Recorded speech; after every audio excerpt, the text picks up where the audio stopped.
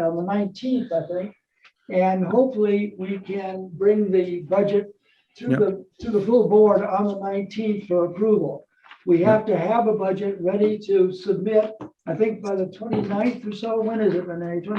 Warnings have to be posted between the 20th and the 30th of January. So we don't have a lot of time, but I think that the work that has been done by central office is very good. And I hope we can move on to a discussion of this. I hope this committee can bring to the board on the 19th the recommendation for the budget. I think the best way to get going on this is to have Renee give us a synopsis of the budget. She is by far the most knowledgeable on this, and let her go through her explanation, and then we'll open it up for questions. So Renee. Just a point of order. Did we start the meeting?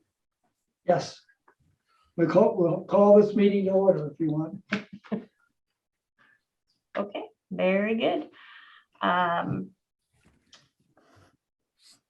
Can you allow me to share, Jim? I already made you co-host. I guess I didn't. I made Laura. Tim's fault. There you go. You're good to go.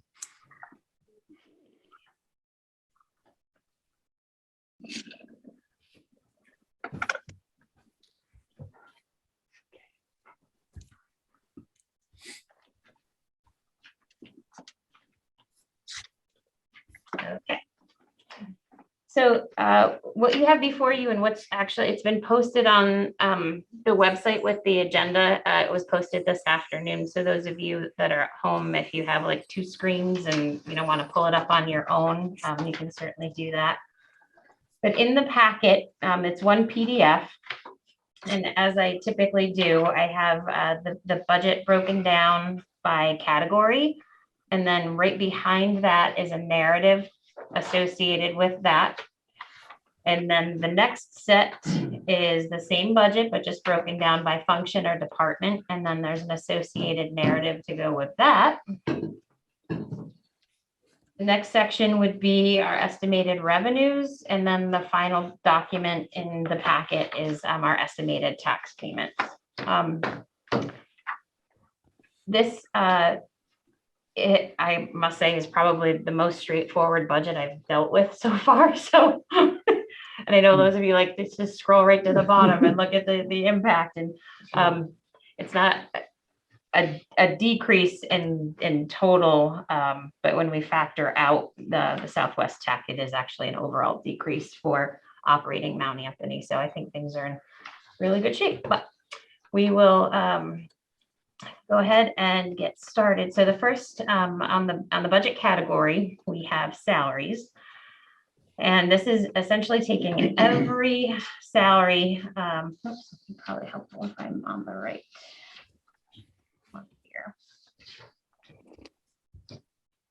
Taking every salary from every department, from every facet of the school district and compiling it into one line item.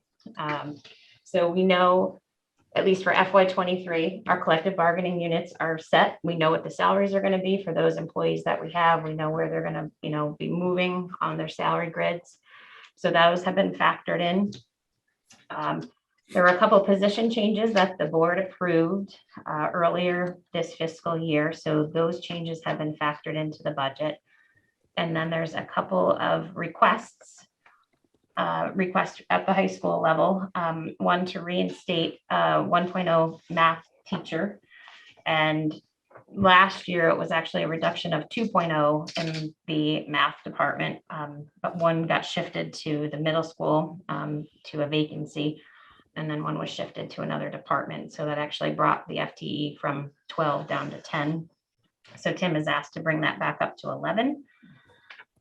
Also looking to reinstitute the School of the Work program, which was reduced from the budget last year, and then also add a clinician at the high school. So all of those requests have been factored into the budget that you have before you.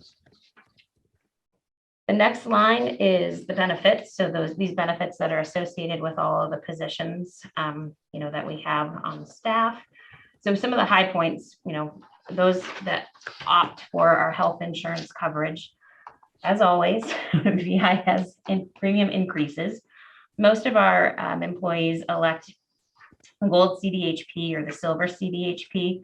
And you can see the gold CDHP, the proposed rate increase is a 5.2% and silver the 2.8. So again, we've tracked who's elected what, and then we factored those into the budget that you have before you. With the statewide negotiated plan, there is actually a decrease for next year for teachers, licensed administrators, $200 on their out of pocket. So that's been factored in. Along with that, and I don't know if I noted it on here, but just so you all know, when we shifted to these plans, they're high deductible plans. So we really didn't know what our usage was going to be and what our exposure was going to be. So we've been budgeting 100% of exposure. And because we've been on the plans for a while, now we have a pretty good idea as to what our exposure is on an annual basis. Nick, I think we're around the 76, 77% of that. So I'm actually starting to scale back what we're budgeting for the HRAs.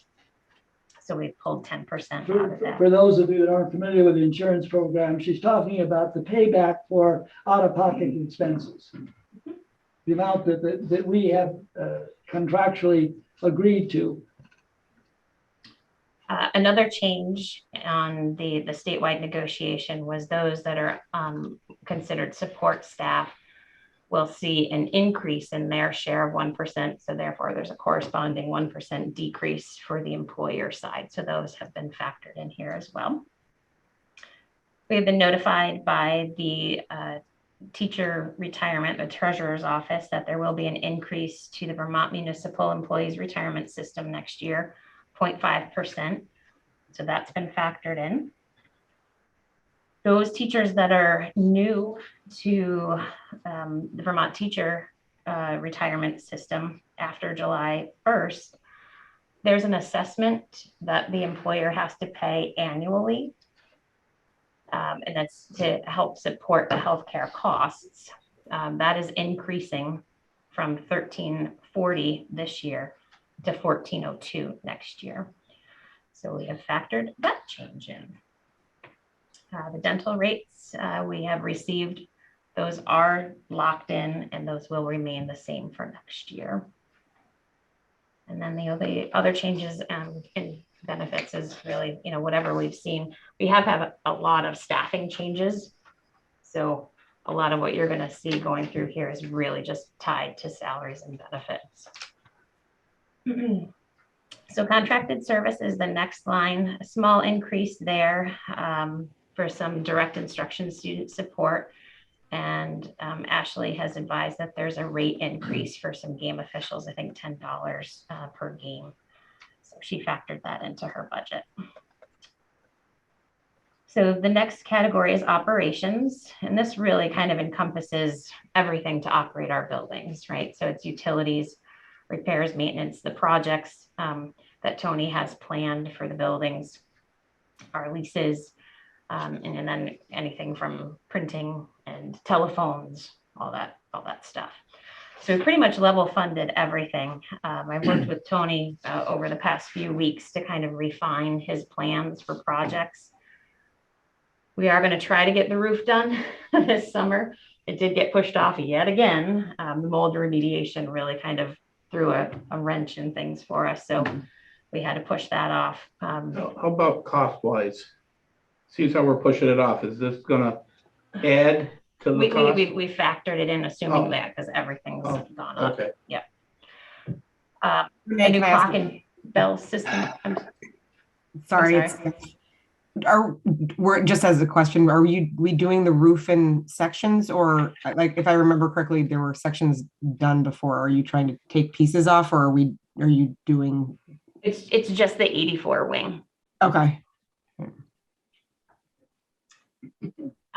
The clock and bell system at the high school, I understand that right now, when we have a time change, all the clocks have to be taken off the wall, brought to tech, adjusted, and then put back on the wall. Oh, I've witnessed the walking of the clock.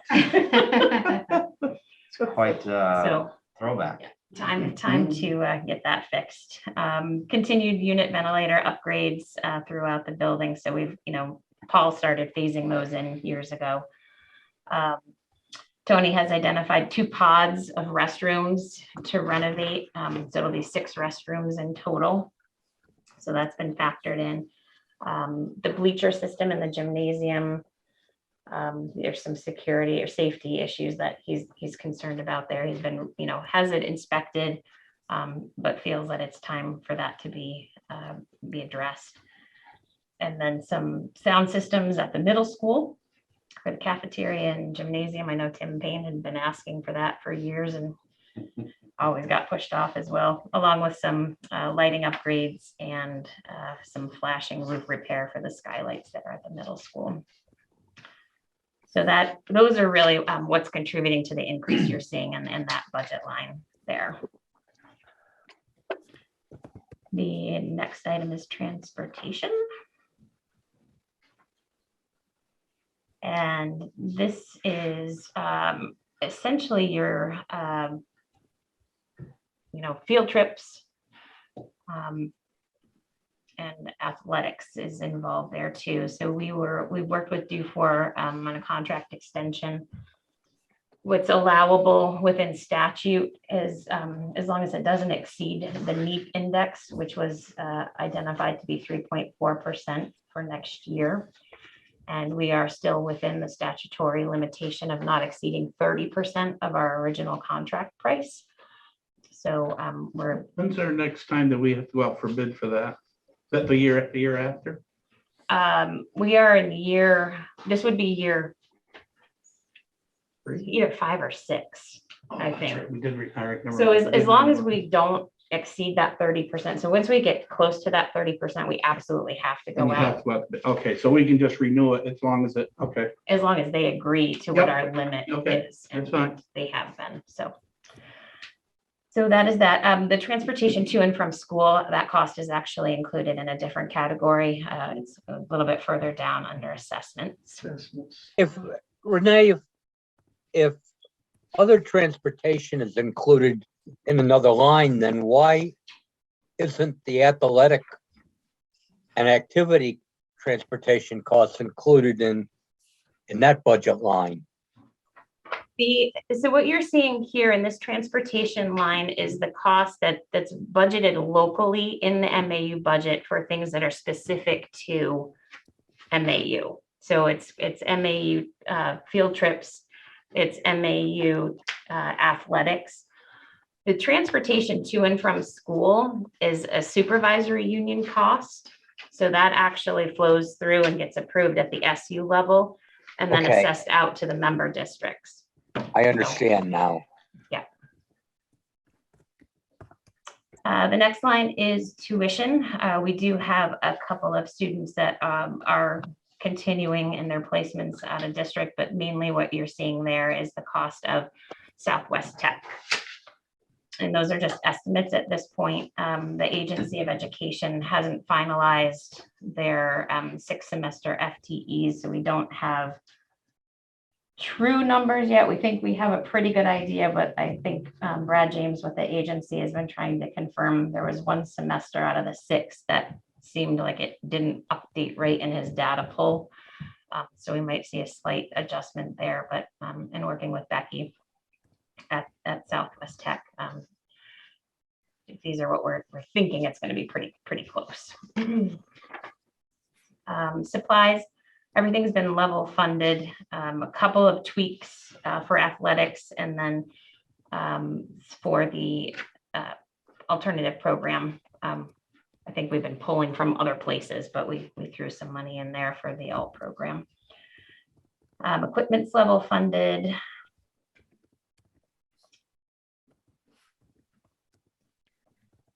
Slight change in dues and fees for anticipated changes in athletics. The assessments have been updated based on the approved SVSU budget and then the meeting that we had last night with the SVSU board. There were some minor adjustments in how the assessments are being calculated.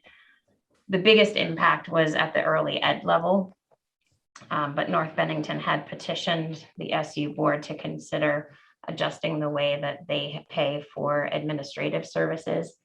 And the SU board did approve that last night. So North Bennington, based on the way it's going to be calculated now, at least for FY23, is going to be paying a little bit less, and then the other boards end up picking up that difference. It still is a substantial decrease in it is, where does that come from? You'll see it when we actually flip over to breaking it out by category. A lot of it is in special education. Okay. And that is due to some out of district placements, the students coming back into district. Mhm. But one thing I wanted to note, and I'm getting a little ahead of myself, but there was a rumor that kind of came out today about the funding for Act 173 and the possibility that the legislature might be looking at postponing that.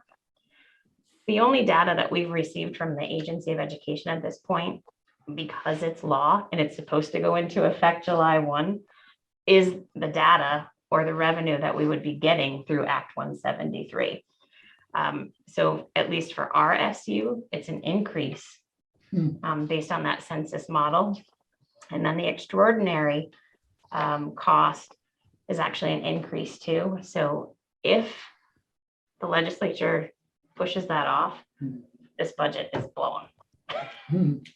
Yeah, we're going to be behind the 8 ball big time, because we've factored in, the data that they gave us, but it's an increase in revenue. So if they backtrack on that, we're going to. And we may be asking board members for their assistance with our legislators to get that message across, that you got to stick with what you said you're going to do. It's too late to change it now. We're that far into the budget process. So we'll keep you updated on that, but that may be, and that was the message from the Secretary of Education today, that it really is going to be in the hands of the legislature, that his recommendation on what to do with it isn't going to be till February, which is really too late. Sorry. So we don't have any time restrictions on, they don't have any time restrictions to come down. I mean, we've got to get our budget in. We won't have that information before That's right. before we So bring the budget. The only course we can do now is follow the guidance that Right. they gave us, which is that this will take place on July 1. And that's how Renee has built the budget. And that they can't, back down on that now at this point. Go ahead, Renee. Sorry. No, that's okay, thank you. Oh, I listening to Laura say, like, I've been on edge so much today because of this. Like, it's. I haven't noticed that. Oh, a little bit cranky. Okay, so moving on. This is where I say that, Renee, I know people heard me say this time before. Renee right now is like what your tax attorney is like right up till April 15th. This is what Renee is like during budget season. Go ahead. So the next line item is our debt service. And as we've talked about, especially, with the Spinelli complex upgrades, we were talking about, bonds cycling off. So we did have one get paid off actually this fiscal year. So we have pulled clearly the funding, so we don't need it in there for continued principal amount of $335,000. And then of course there's associated decreases for the remaining 2. And I do have noted there that one will be paid off. The principal amount is $150,000. So that cycles off in FY24. And then the last one from the middle school is FY25, and that has a principal amount of $115,000. So those are still in, of course, with the associated interest costs that we have. When will that 335 be paid this year? What month? It was November, I believe. November. Okay. All right. Just needed to. Yep. So it's done. It's over. No proposed changes to the contingency and the reserve fund line that you're seeing there. This was back in FY20 when we opted to reduce the fund balance by $150,000. So this is the transaction that you're seeing there in the actual column. So once you get down to the bottom there, you can see this. So the budget again before you, overall total inclusive of the Southwest Tech tuition is about $100,000 increase or 0.37% increase. But then when you pull out Southwest Tech, it's actually an overall decrease when we just look solely at the district itself. It's very, Leon got a question back, and I should have stopped on the line. Back, you had a sound system and so forth for the middle school and the gym and so forth. Yep. I just wanted this past summer, we had the band to play out on the football field and do some things, and our sound system was just terrible when it came to trying to get the information, get the sound over to the parents all across the field. And I noticed the same thing for the dance teams in the gym. The music piece that we use is not what it ought to be. I didn't know whether any of those groups said anything out there about this, but I did notice that with the parents, when we did have that first big musical concert at the football field with everybody, and it was great, but the sound was not what it ought to be in terms of a sound system. Right. And I think that was, really due to COVID, right? We were trying to have performances and doing it outside to maintain our social distancing or physical distancing. I'd have to go back and look at Tony's project list. He may have something for the high school gymnasium factored in here as well. So, and as we've seen with years past, right, if there's a need or something comes up, we can shuffle things around, as the board wishes projects to be done. So that is just what he built and shared with me. Renee, doesn't he have a list? I think he's got anyway, what he's gonna do yearly. All he has to do is give all the board members that list and we'll know what's in there. Yeah. And he's continually updating, tweaking and shifting things up and down. So I would like to see that list too.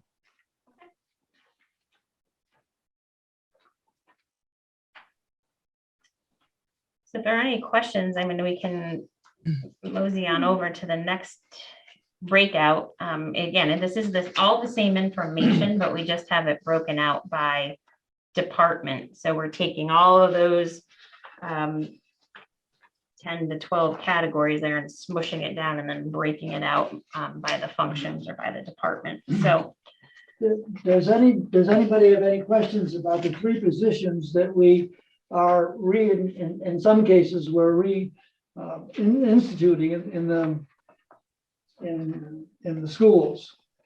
Are there any questions on those three positions? Other than that, the staff is really remaining relatively constant. I missed those positions. I'm sorry. I thought I was going to be trying to They deal with the high school. One is that there was a decrease in the number of math teachers.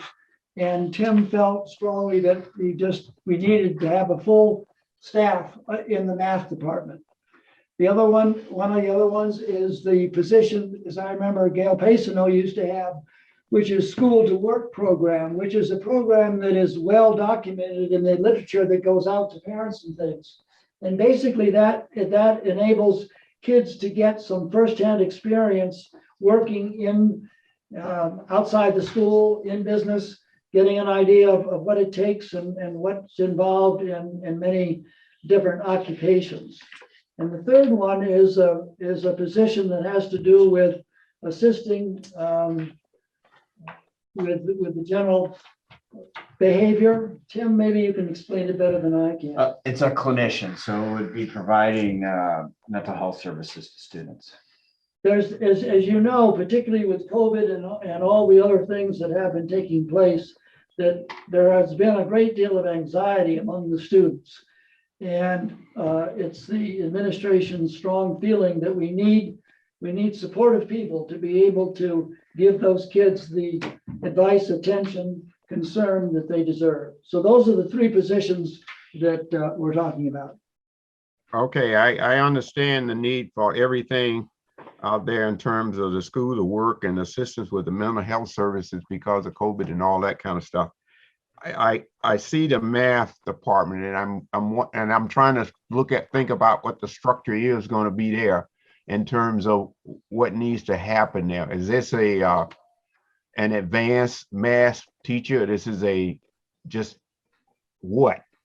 What they're trying to do, and Tim can speak to it better than I can, is that we needed fully staffed math department, because more and more students are requesting taking math courses because it leads to many different areas that they have an interest in.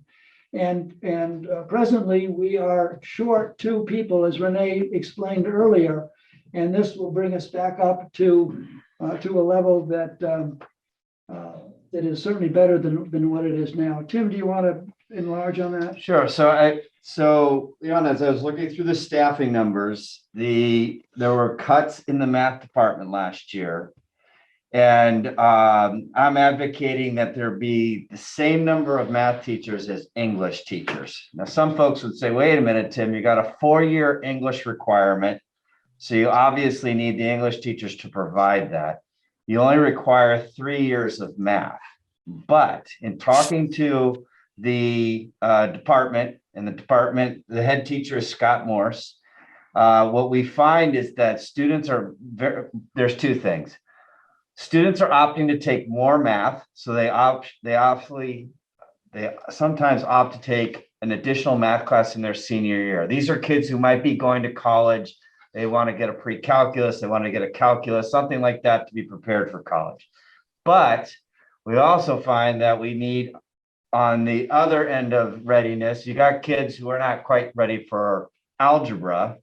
And that is something we'd like all kids, algebra and geometry, to be graduating with. So you have to support them too. So you're building skills to get them ready to take an algebra or to complete a geometry. So what I'm asking is math and English be the same number of folks teaching those subjects. Those are 2 areas where we are measured by both the MAP test and the SBAC. And I just feel like we need that level of support in that department.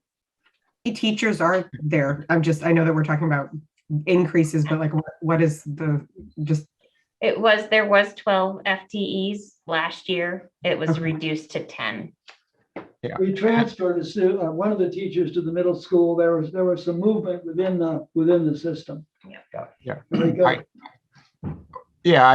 I'm just trying to make sure the reason I was asking that question, I was trying to make sure I knew what kind of support they were going to be getting in the math area, as to whether the teacher was going to be able to teach and help a lot of those students, like you said, Tim, down, as opposed to a teacher that's going to be talking about, I'm going to teach advanced calculus and I'm not going to have 2 or 3 kids.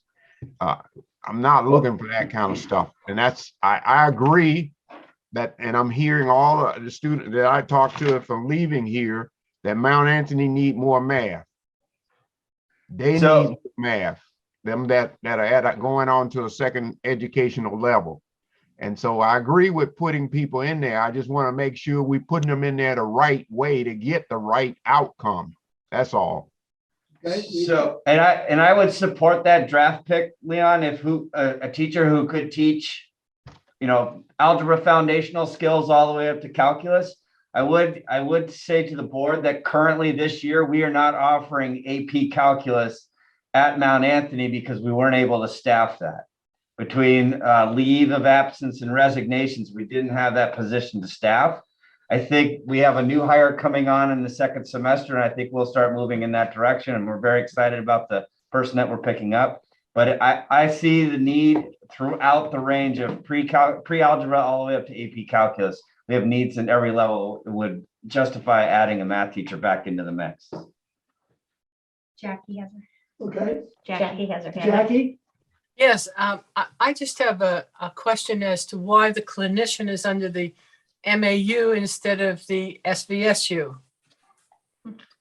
SVSU would be special education. So a clinician at your local level would not be restricted to serving children only on IEPs. So this would be able to service all children. Good. Okay, thank you. Thank you. Renee, are we going to go into the income section now? Well, if it's okay, I think there was just a couple of things I wanted Sure, to go point ahead. out, on the departmental side. Mhm.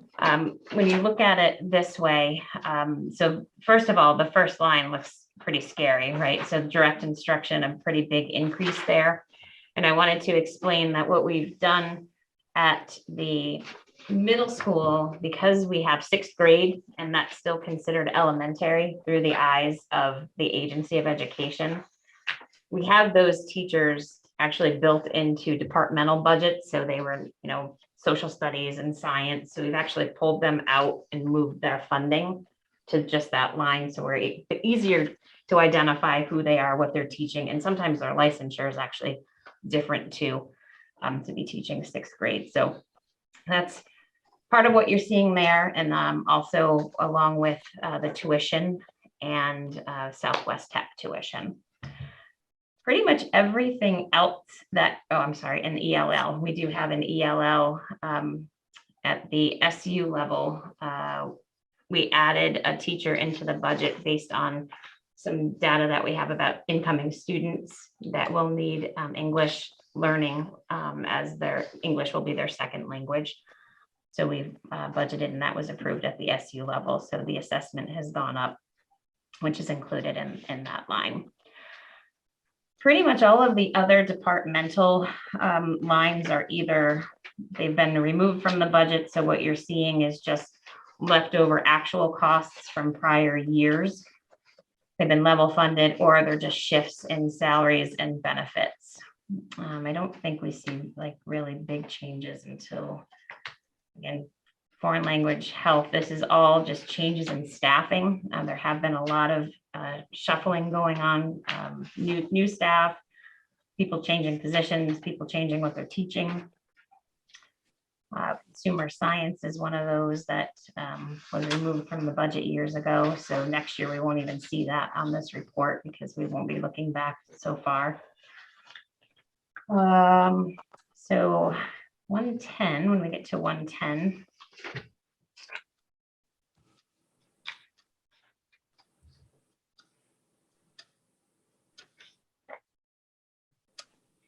So transition, that is an old note I have in there. So I apologize for that. I'll clean that up. What are you going to clean up? This note right here that says proposal to transition vacant school to work position to tech ed. That's from last year. Thank Right. you. So this year we're actually putting the school to work back in, and that's further down in a 1301 category. So special education, 1201. If you look there, you can see that's almost a $1 million reduction. And that is, again, I noted briefly before, we do have some out of district placements from this year that have pulled back. And along with that is the Act 173 funding.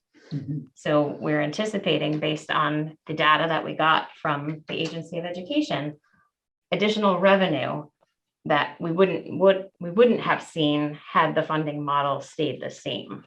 So we based our budgets on what they gave us. If they scale back, that number can change, but this budget will already be set. So then we'll end up being short. Right. What is the dollar amount of that? Is it that you're anticipating from them? I know just the census grant is an increase of $500,000, and the extraordinary cost is a significant increase as well. I see. Yeah. Renee, let's say they do cut the whatever. Do you automatically, and we've already passed the budget, agreed on it, do you go on an austerity budget or no? What actually happens if they screw that up? Well, what's happened historically is from year to year, because we've had, unfortunately, a lot of vacancies in Yeah. special education, right? We've carried positive fund balances in. We'll definitely end up eating into that and could blow through it, which would then in subsequent years we'd have to make that up. So we'd have And a it's gonna deficit, be you a gotta make that. really big Well, we wouldn't have a increase. deficit, we just wouldn't have as much money to offset the amount of money we'd have to raise by taxes. Yeah. We've been averaging somewhere around $1.5 million to $1.7 million every year in surplus. So if we needed to take, and we've applied that to the overall budget, which is reduce the tax rate. Yeah. If we don't have that money to reduce the tax rate, We're the screwed. tax rate will go up. Is that All right. about right, Renee? Yes. Yeah. Okay. Yeah. So I wanted to, point that out because Yeah. that's a pretty. It is, yeah, but I think it's also important to realize that we have in terms of this fiscal year, we'll have the money to get through without having to have any dramatic changes. What it would really affect would be next year's budget subsequent years. and how we would deal with that. So 1301 is where you see that school to work being added Yeah. back in. And I do have the correct notation on the narrative there. Athletics, small adjustment there for some contracted services, and Ashley asked to include funding for varsity assistant coaches. Guidance. So I also wanted to note a shift between guidance and the principal's office. I think every year, I think staffing kind of shuffles between support staff. So when you look at guidance, this is where we're adding in a clinician, which is more than $62,000. But I think we've slid one of the support staff to the principal's office. So when we look down a little bit further, it looks like a big increase, but there hasn't been any change in head count. It's just where we're actually charging them in the budget. So again, it's kind of a fluid thing depending upon where the need is in the building in any given year. They kind of shift as they need between guidance, we even had to pull somebody out of school to work, but we may end up taking one of those people and sliding them back into school to work if that ends up getting passed in the budget. The changes at the middle school that I noted earlier that Chris McGuire brought before the board earlier this fall, some of those changes you're seeing in that 2190 code. So that was moving. There was a special education para that was really serving in a local capacity. So we added that, the board approved putting that position in local. So that's included. And then we had a behavior interventionist who was actually working part-time in social studies. So we've moved them to the teacher contract with the associated pay and benefits. So that person is partially being funded here and then partially in social studies as well. So I think those were the big things that I wanted to point out. The admin costs you're seeing are your assessments from the SU budget. And Tim, I just have a question, and maybe you can answer this. The programs that we used to have in terms of special education opportunities for kids who really didn't fit into the regular classroom situation. Yep. Whether it was quantum leap or any of those things, how are they being handled in this budget? So you have so many of the programs or classroom settings that you talked about are operating under East Campus. So that's the red brick building, the single story building in the back. So that's a mix. There's student services supports there, and there's also MAU supports. And so Don Campbell, who is our associate director for student services, and I, actually we've been having a lot of discussions in the last month about looking at those. There's a couple sets of classrooms. There's kids back there that need behavior supports. There's kids who have multi-handicap supports. There's kids who need just a different classroom. Frost House, and I think Steve Nixon talked about that quite a bit last year when you guys were going through the high school piece. So in my first year in the high school, what we've been doing a lot of is talking about how those four groups could actually work together so that we don't come back to Renee and ask for more money. So sharing things like transportation, collaboration with community, common space within the building, so you're not adding on to things. So both the SU and MAU have a piece in that, providing that for kids at the high school. So the opportunities are there, just so that I understand it a little better. So there are 3 or 4 different programs they could go into, or is it all one big program, or how does that work? Well, right now it's sort of 4 classrooms and they all have a purpose. They all kind of have a specific group of kids they were looking at. And it's really kind of come from that staff piece that, hey, we know we can't come back to you and ask for an example. We'd like a bus just for our classroom. That's not going to happen. So we've been actually sitting in meetings for the last month where they've been talking about like, hey, if we went back to Laura, Jim, and Renee and said, if we could utilize a bus once a week, it would serve kids from several of these classrooms getting out into the community or going to a job or doing community service.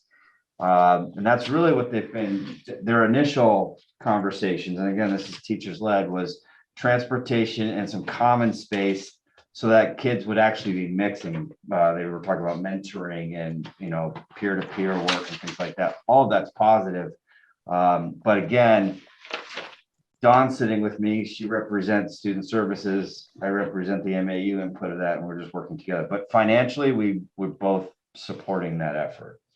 I just want to be sure that as much as we can be at this time, if there's money in the budget to be able to support those programs that are certainly needed, and that those programs have as a ultimate goal, maybe that's not the right way to phrase it, but to get those children back into the classroom in a more traditional sense. Yeah, absolutely. And they've been talking about how exactly that. What classes can we access in the high school? How can we do that in larger groups? How can we collaborate with teachers?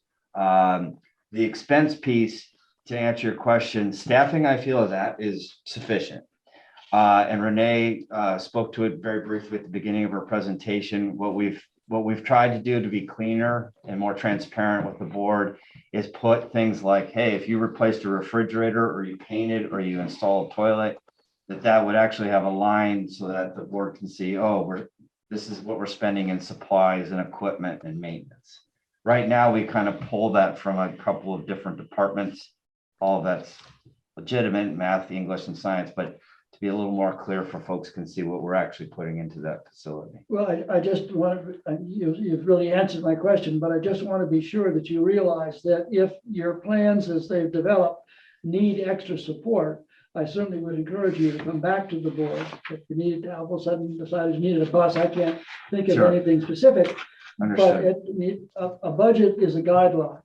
And if we find that there are areas within the budget, our anticipation of the amount of money that we need for certain things may change. And on the other hand, we may have other funds. And I just would encourage you to foster everything you possibly can to make those programs successful. Absolutely. Jackie, do you have your hand up? Yes. Yes, I have it up again. Me too. My question is, how much has the ESSER funds affected this budget?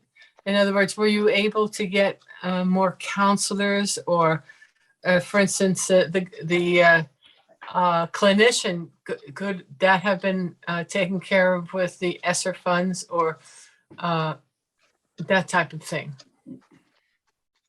You want to? Yes, so we're looking forward to doing a similar presentation that we've done at the other boards at the next MAU piece, so that we can take a deeper dive into how the ESSER money is being spent. And so in terms of MAU, there are positions, Jackie, but they're more, we're using ESSER money more for district-wide positions. An example would be, there is a family engagement family engagement specialists assigned to MAU, but they're flexible and movable so that they can triage and support kids as needed, because as we know, the students that we're supporting that are coming out of the pandemic are at different places in their recovery. And so I think the positions that we're using from ESSER are very flexible. Another example would be on the academic lens. We've hired some interventionists for science and social studies, which is unique, which we haven't been able to do before. that's shared with MAU. So they're people that could be flexibly moved as we see the need. So that's an example, but it's much more global. But those are two examples of positions that are benefiting MAU this year. Jackie, Yes, that's a good. I question. And we have understand. talked, 1 minute, and we have talked about it, and we're planning to have a presentation for the board at the February meeting. Renee and I talked about it a little bit, when there will be a full explanation of You will how for your the February district is meeting. using the funds that are available. So. it's a Similar good to we question. have done, Tim, at all the other board meetings, we just, we haven't done the MAU because you didn't meet last month, so you will get the presentation that the SU board and the elementary board saw. And it's Yes, actually a 3-part series. It's going to be 3 months in a row that you're going to get a presentation on what we're doing with ESSER funds based on the 3 tenets of it. Thank you. Right. We have a And question. I would just like to make another comment that I think the social service part of the ESSER funds is good to be flexible, because even though one child in a family is at the high school, there might be several at the grade school. Yes, that is So correct. it would be terrible to restrict those funds. Yes, We have another question over there. Yes, Dave, who is that? Dave. Dave, I'm sorry, Dave. Question for Renee. You mentioned adding assistant coaches or something. Could you elaborate on that, please? Ashley has been advocating for a couple of years now to have varsity assistants, those that are in a volunteer status right now, receive compensation instead of being volunteer. She said it is basically something that we are lacking in comparison to other school districts across the state. So she's asked again this year to incorporate that into the budget to compensate those assistant varsity personnel that are currently in a volunteer status. And how many sports does that entail? I don't know exactly, because there are some right now that do have varsity assistants that are paid, like wrestling and football. I know baseball doesn't. I'm not sure about basketball, if they're actually paid or volunteer. I think they're volunteer assistants at the varsity level. So I think it's just wrestling. I would have to go back and actually look to be absolutely sure, but I think it's just wrestling and football right now that have paid assistants. Everybody else is volunteer, or their JV staff offer support, but then there's also, a number of other community members that step up to donate their time. So you're saying this would just put us level with what other schools are doing? Yes, she's been advocating for this is the 3rd year now. Yep. Are there any other questions? Yeah. Renee, could you help me understand under revenue, the fund balance and the fund balance reduction to reserve? Yep, that was the next thing I was going to get Next to. Okay, I'll shut up and you can go ahead. No, you're totally fine. Good, we can move on then to the. Okay.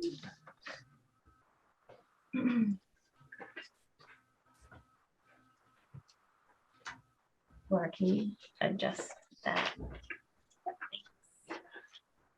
So the next thing in your packet is our estimated revenue. And essentially we take all of the lines that are coming from various sources, whether it's gate receipts or interest earnings, and we subtract those out along with fund balance. So these are, either surpluses or deficits that we have from year to year. And as Tim mentioned earlier, we had been hovering around that $1.5 million mark. Years ago, we put a ballot article out to the voters asking for their permission on an annual basis for the board to be able to look at the fund balance. And if there were sufficient funds, take that money and move it into a reserve fund. So with COVID, we clearly haven't spent the money that we've had budgeted. And, we thought it was going to COVID was going to impact us for a couple of months. So we budgeted FY 21, like we normally, like we thought it was going to be back to normal. FY 22, we thought it was going to be back to normal. So we've continually been working on these budgets, hoping that things get back to normal, but we haven't. So we've continued to budget, but the surplus has grown. So going into FY 23, it looks like we have about $3.7 million in surplus. So I just arbitrarily grabbed $1 million to see what that would do to the tax impact. So that's why I have that highlighted in yellow, but it's completely up to the board's discretion as to whether or not, you want to opt to use that money. You can increase it, you can decrease it. And we do not have restrictions on that reserve fund. So it can be used for capital improvements. It could be used for tax stabilization going forward. Like Fran, you were asking, what happens if they flip flop, Right. the Act 173 funding. If we took that $1 million, and at least that would have, kind of a rainy day fund that if we, saw a big swing in taxes going forward, we could potentially put that money back in Yep. as revenue. I would support Renee's suggestion that we take that and put it into the reserve fund. That is the reason that we established the reserve fund, to take into account situations such as this, where we have a surplus and where the tax increase does not at this stage warrant additional money put in to reduce that taxes. It also gives us the opportunity to have a surplus fund, a reserve fund, that would allow us to do things that we don't necessarily have in the budget. The use of those funds is up to the board. If they wanted to do whatever they wanted to do, it would have to be presented to the board. The board would have to approve it, and we'd move on from there. It's a nice situation to be in because, as Renee has pointed out, we have a number of things that we just don't know that are happening. And we also know that we have a number of things within the district that need to be addressed, that we feel, and certainly the votes that we've had recently would indicate that the public is not interested in spending a lot more money to do different things that I think everybody would agree that would be nice to be done. This reserve fund gives us the opportunity to at least have funds in there in available to do a number of different things. Well, So I for one would disagree with you. I would like to further reduce the tax burden on the citizens instead, and have the regular reserve funds instead of spending it, on impromptu things. Personally, I think this has been a very severe year for all citizens in every town, and I think it will only get worse as we go along. The recession has just begun, and I think that if we could reduce the budget even further, I think it would be a wonderful thing. It's not a matter of reducing the budget. You're talking about reducing the amount of money that has to be raised by taxes. Yes. Are you talking about reducing the budget? No, the amount of taxes. Okay. Stephanie? I might have missed and understood. I would like to support adding to the reserve fund, so that I understand the sensitivity that the community feels with the tax impact. I also feel that while that swings in taxes create instability as well, and it looks, Renee, based, and correct me if I'm wrong, what I'm seeing on your budget is we're pretty level. Is that On the expenditure budget, absolutely. Yes, even with, adding the 3 positions, being offset by the reduction in special education assessment and the debt service. It's almost like we can get those positions in with a very minimal impact. Yep. right? But I mean, and I understand that the community is suffering but we as a community, we as a board have a responsibility to the children of the community, and we need to continue, financially support that, those kids. And I believe that we need to develop, and continue to increase our reserve fund in order to use it for whatever, I don't know, the administration needs it for. That would be my 2 cents. Maybe one thing that Renee could do before we get, as part of this discussion, is to review what the situation is at present with the tax rate. Ed had his hand Yeah, up. I'd like to see a list of the things that we've spent reserve money on. We have not We spent haven't spent anything. anything. We only did it once before. We reduced the fund balance by $150,000 a couple of years ago. That was the start of the reserve fund, and that $150,000 remains set aside. When have We we have- ever used the contingency fund, which is different from the reserve, correct? Right. Correct. When have we needed money from the contingency fund? Since I've been here, I haven't had a district need to tap into their contingency funds, but they're certainly there, as a safety net in case something, unforeseeable happened. That's only going to give you enough of a kind of a Band-Aid to get you along a little ways before you get to your next budgeting cycle. I understand that, and I agree with the concept. I'm just not sure that we need a reserve fund as large as it is, since we've never dipped into the contingency fund over the years, or once we dipped into it, and we've never dipped into the reserves. So I'm wondering if we really need it as high as it is. Well, one of the things that encouraged us or prompted us to go into a reserve fund was our accountant's concern that our budget surpluses were simply too high, and that we're way above what would generally be acceptable limits for that amount of money. So, and the reserve, there's a difference between the contingency fund and a reserve fund. A reserve fund is meant for something extra, something that has to be considered by the board, necessary to do. The contingency fund is meant as a holding point in case we encounter some unusual expenses that we can still remain within our budget. Renee, you want to just go over the tax business here, please? Sure. I want to, this Leon, I got to go back a question. I wanted to make sure in this, the coaching arena, that we don't get ourselves in any pickle or problem back here.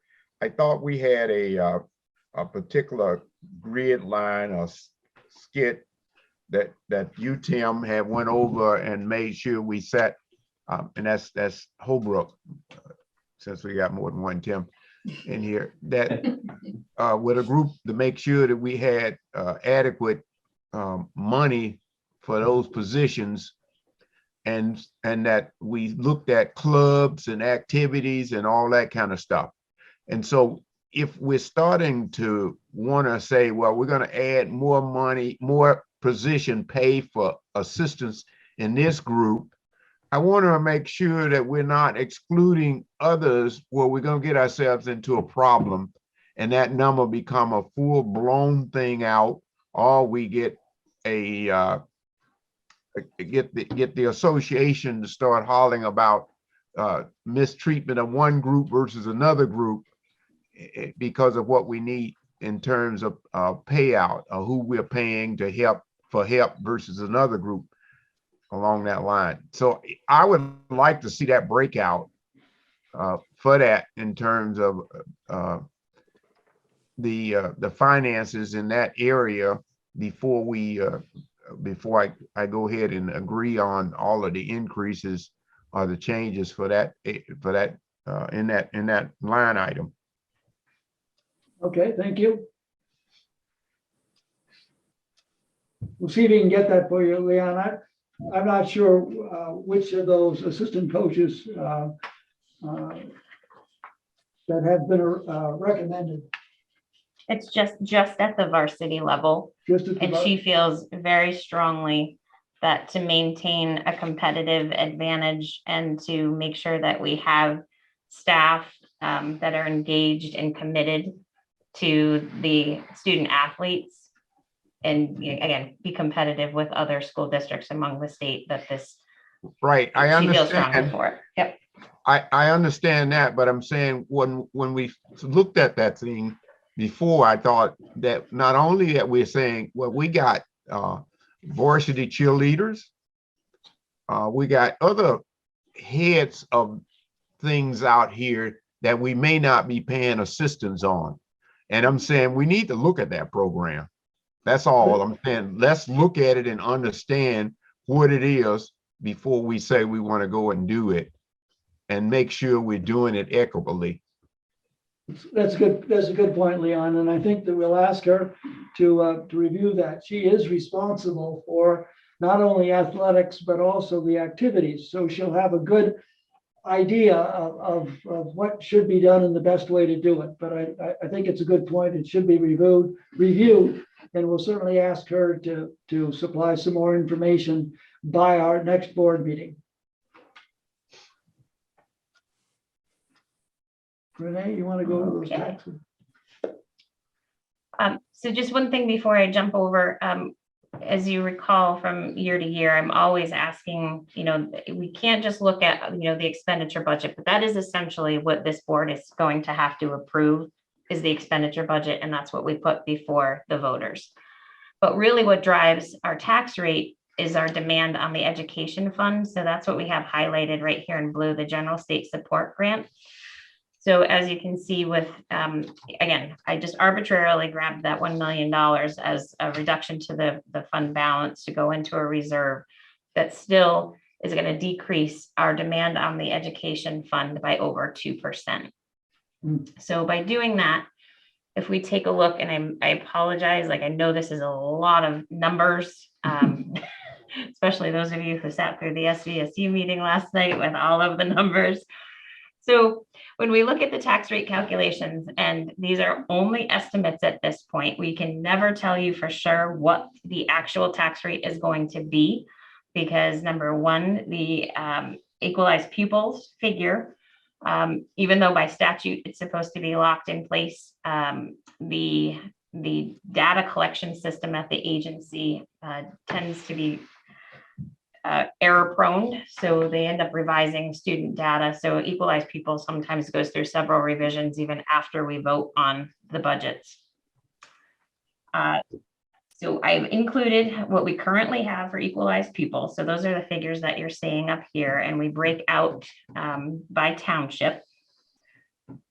We look at what the MAU cost is. So this is what you folks are responsible for here. If I zoom this in a little bit, essentially we take our expenditures and we take the less the offsetting revenue is our education spending. So this number right here is the same that you see on the revenue page. That is our general state support grant. So this is what we're asking to be generated from the education fund, which isn't strictly property taxes. The education fund is supported through sales and use tax, rooms and meals tax, and there are other funding sources that the state puts into the education fund. But we take that education spending, we divide that by the equalized pupils, and again, the current figure that we have from the agency is 1708.35, gives us our education spending per equalized pupil. The homestead property yield, this is another factor that's not within our control, but this is a recommendation that comes out from the Department of Taxes, the tax commissioner, on December 1st every year, with their best information that they have at that point in time. So back when this came out, it's forecasted that there is a $90 million surplus in the education fund. The initial recommendation, if the legislature were to take that full $90 million and leave that in the education fund, this number here was recommended to be 13,846. So the higher that number is, the lower your tax rate's going to be. So if the number goes down, then your tax rate is going to go up. But if our education spending per equalized pupil was the same amount as what the property yield was, our base tax rate would be $1. So I think in years past, we've seen that number in the 8,000s, 9,000. So it really has increased quite a bit, which is favorable, okay, in this environment. So factoring that against what our education spending for equalized pupil is, it gives us a base rate of, sorry, change the view here so you can actually see it without the base tax rate of 1.1548 for the MAU district. But then we have to actually look at what those equalized pupils are per town. And we break those out proportionately in association with where the elementary student population is. So we have to blend Mount Anthony with the SVU ESD and North Bennington. And these budgets are not set yet. These are just, again, still in draft form. And even the SVU ESD board has not seen their draft 2, which is a significant increase over their draft 1. So this number could change when the board meets again next week. But again, blending them in by the proportion of equalized pupils comparatively to what our tax rates were for this year across the board, the budget that you have before you with the $1 million move of fund balance to a reserve fund looks like it is a potential decrease across the board. And again, this is using the conservative recommendation of the tax commissioner of the yield of 12,937. That number could go up, that number could go down, depending upon what they end up doing with those surplus funds. And that concludes. Are there any questions on the taxes? I know that it gets confusing, and because there are so many aspects of the tax generating procedure that are not finalized. We've got common levels appraisal. We've got the amount of money that the state is going to allocate to support education. We're fortunate because the state has a surplus this year, so that the funds available to support education is quite high. And because it's quite high, our taxes, the amount of money that we would have to raise by taxes to meet our financial obligations is less. But conservatively speaking, as Renee has pointed out in this document, the general tax rate is going to be going down, even with moving that $1 million into a reserve fund. Actually, Tim, I'm glad I did kind of skip right over the common level of appraisal. I know. That actually is counteracting the positive of the increase in the property yield. What we saw, I think, with the pandemic and the rush for people, mass exodus out of the cities and buying properties in the country, it's really put that in flux. So the CLAs across the board have dropped in some cases drastically for some towns. So usually when that number goes down, your tax rate ends up having to go up. But again, in this case, because the property yield with the potential of having that surplus in the ed fund, it's helping to counteract that. So we are still applying $1,700,000 to the reduction of taxes. 2.7. I mean, 2.7. Yeah, it's a lot of money. We're putting up a lot of money, $2.7 million, which is more than we've ever put into it before. And it really is a function of the pandemic. Like we haven't operated the way that we normally would have. And there still are questions, the common level appraisal, who knows what's gonna happen in the year? I mean. The years thing to could come, reverse. yeah, if any of the towns hit that 80% mark, then that generates a reappraisal. So some of them are getting pretty close. Okay, it's our responsibility as a finance committee to recommend to the board the budget, a budget, and then it's the board's responsibility to vote on it. Again, we'll have a very similar presentation of the budget to the board, hopefully a little bit decreased. But I think that it's our responsibility to make a recommendation to the board for the budget that has been proposed. Is there any comment on that? Jackie, do I have your hand up? Yep. Yes, do you think we could present this budget in two ways?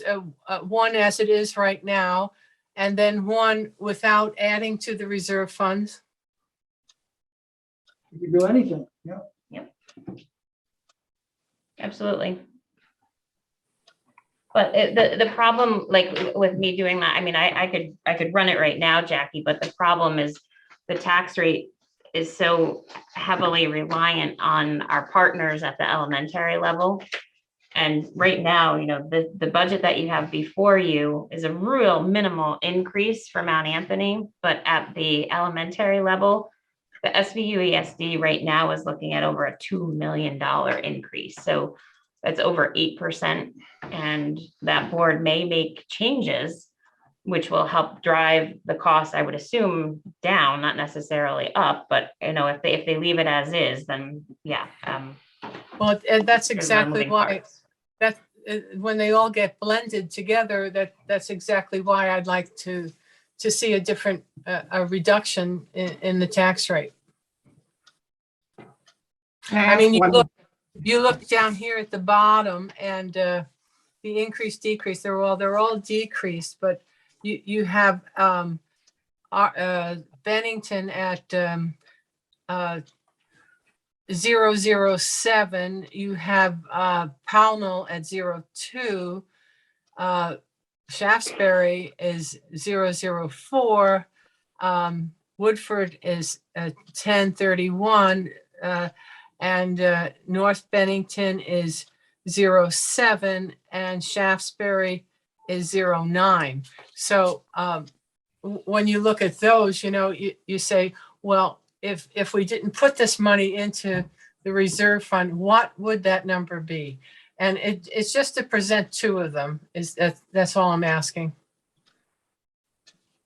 Stephanie. Yeah, go ahead. Stephanie. Yeah.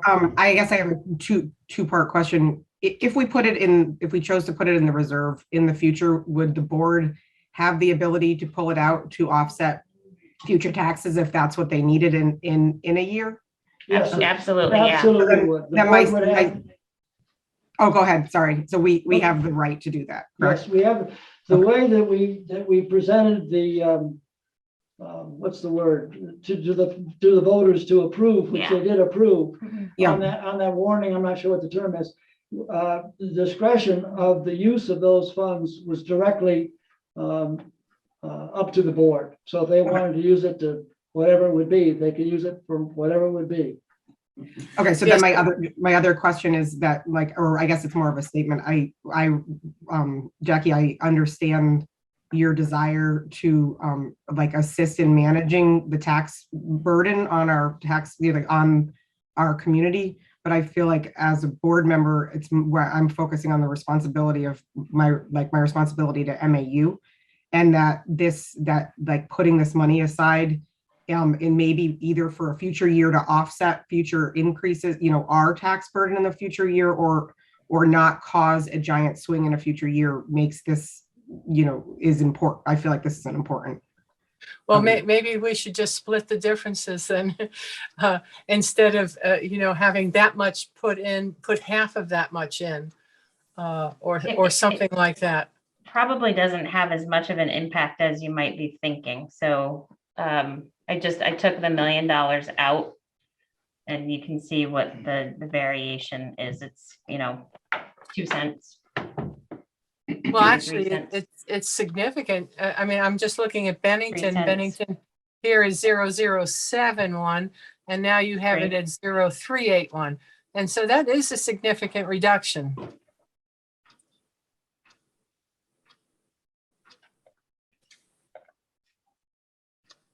So, I mean, And what I have that to- equates, Well, equates to is, so 3 cents on a $100,000 home is $38 on their tax bill, or on a $200,000 home would be $76.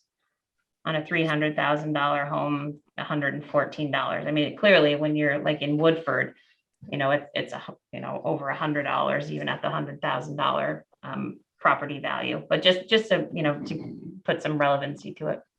right, but as Ed pointed out before, we haven't used it before. We haven't used any of it before, except for 1 year. And so it kind of paints a picture that we're over budgeting, which I know you are not, but it kind of paints the picture that we're over budgeting so that we can spend it with discretionary intent. It's board discretionary. It's intentional. They would have to bring it to us to approve it. And Right, and this is from years past. This is what's happened and accumulated from prior fiscal years. It's not happening in this year. We're trying to work it down going forward. So it's not like I've overinflated the budget to give us more money to be able to move to the reserve. It's just, we've had surplus accumulating over the years, and significantly more so because of the pandemic. All right. Well, we can make the recommendation. Can I make Go one ahead, comment? yeah, sorry. I don't remember what the accountants came up with for a percentage of what we should have in a reserve, but when we take the contingency and reserve together as one number, where do we stand in relation to what the accountants said we should have? Is that a high number or a low number, or within in the guidelines that they presented? They were saying that we should have a surplus of, I don't have the figures right in front of me, but it was around $500,000. So if we have a $300,000 contingency and a 1.7 million in a reserve, then we're 1.5 million over what they're recommending. no, Do Renee, I can have you- that right?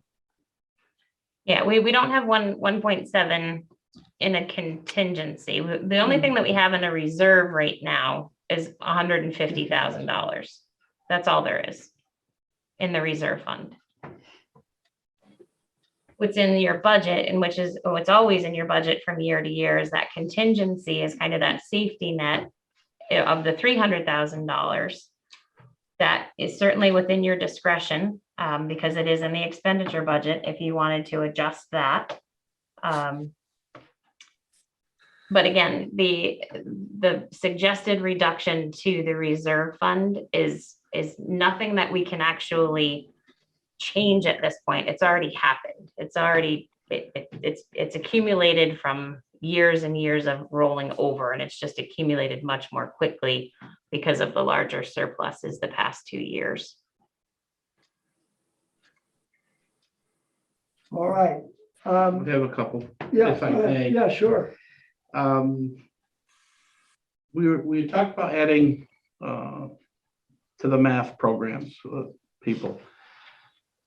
I guess this question for Tim, would any of those people be able to teach what we discussed before, checkbook, savings, credit cards, how to get credit and stuff like that? Or we'd have to add, and I don't like adding to budgets, but I realize we want these kids to go to college, so you'd have to have the algebra, geometry, calculus and all that.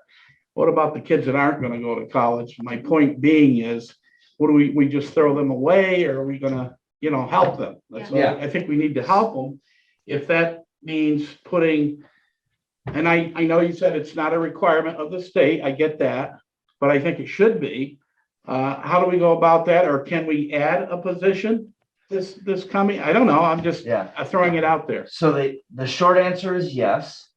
By advocating for adding a math teacher back to staff, it would allow you to do that. And the math department, I've been talking to them since I arrived in the building, and it's really, you think of it as pathways. So if you're a kid that's saying, look, I'm going to go to a college, I got to be competitive, I got to get to calculus, you know what you're going to be taking over 3 to 4 years. That serves a little bit less than 50% of the kids at MAU who are going to end up in a post-secondary space. To your question, all right, Tim, so what else are you going to teach me if I'm not going to UVM, I'm not going to whatever. So I put the question to them, and they absolutely agree with you that, okay, what you should do is you should have an algebra class before you leave, but you should also have a financial literacy. So their proposal is, it's already in your program of studies, you offer it. And so they will be able to staff it. As you and I talked about it just at the start of the meeting, to make it a graduation requirement, that's a discussion at this level. Superintendent, school board, obviously administration would be called back and say, hey, and I'm going to tell you this right now, I'm not going to disagree with you that the kids need to have an understanding of finance. And Absolutely. Fran, the standards already there, the financial literacy standards already exist from the state of Vermont, which is good news. Okay, so am I hearing that we could add a position for just that, or would these math teachers that we're going to institute now be able to do that? Yeah, the math position that we're asking for in this budget that you're adding back Yeah. will allow us to offer that course. You don't need a one plus another one. Okay, so will we do that? That's what I'm saying. This year, this next fiscal year. That's what I'm asking. If the budget's approved, we'll add that position back. That course will be, that financial literacy course will be offered regardless of budget outcome. Okay, It would be helpful to me. so every kid would get that if that wanted it. Yes, if a kid signs up for financial literacy, that course will be offered. Okay. Absolutely. And the board can discuss, Fran, at future meetings, whether they want to make it mandatory for graduation. The board has the authority to do that. Really, And- I think it should be, but Well, that's my fine, opinion. but that would be something that the board Right. would do in conversation, in conjunction with the administration and all that kind of business. Okay. But what Tim is saying, that with the hiring of the people that he has suggested, Right. that course will be offered. Well, okay, but they have to sign up for it. So, Yes. all right, one last question. And this is probably, I have to say this at an SU meeting or something. The monies that are now going to be distributed to all the other districts from North Bennington, which is almost 49,000, 48, something.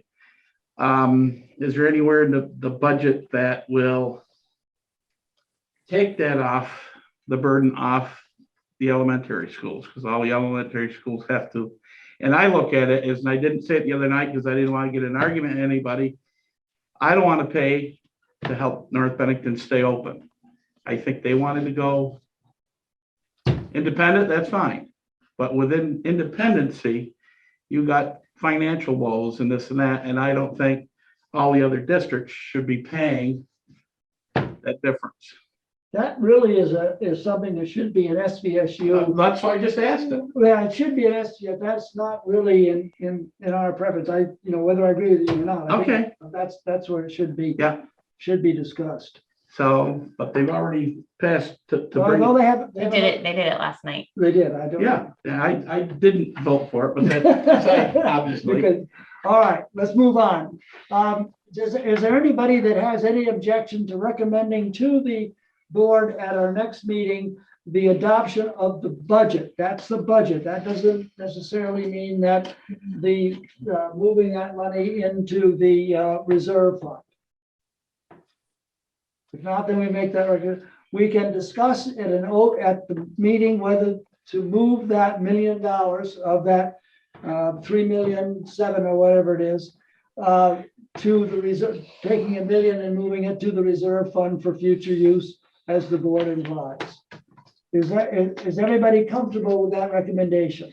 Well, the only thing I wanted to make sure, this is Leon, when I mentioned the coaches salary thing, assistants, that's not going to be big enough to impact anything if that's what Renee is saying. So she's shaking her head.